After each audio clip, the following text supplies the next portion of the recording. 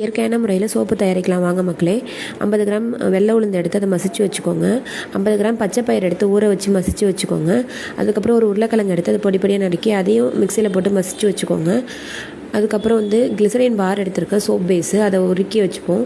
Double boil மெத்தடில் உருக்கணும் அதை. அதுக்கப்புறம் அதில் ஒரு ஸ்பூன் தேங்காய் எண்ணெய், ஜாஸ்மின் எசென்சியல் ஆயில் எல்லாமே போட்டு அதை நல்லா மசிச்சு வச்சுக்கோங்க.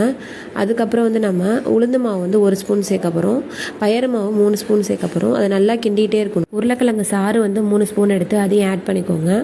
அதுக்கப்புறம் விட்டமின் இ கேப்சல்லேருந்து அதை ஆயில் எடுத்து அதையும் மிக்ஸ் பண்ண போகிறோம். இப்போ எல்லாமே ஆட் பண்ணியாச்சு. இப்போ நல்லா அதை மிக்ஸ் பண்ணணும்.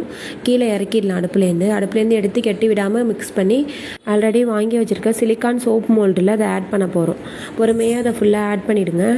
அதை அப்படியே 8 மணி நேரம் வைங்க ஃப்ரெண்ட்ஸ். சூப்பராக சோப்பு ரெடி ஆகிட்டு வீட்டில் ட்ரை பண்ணி பாருங்கள். கமெண்ட் பண்ணுங்கள் ஃப்ரெண்ட்ஸ். தேங்க்யூ.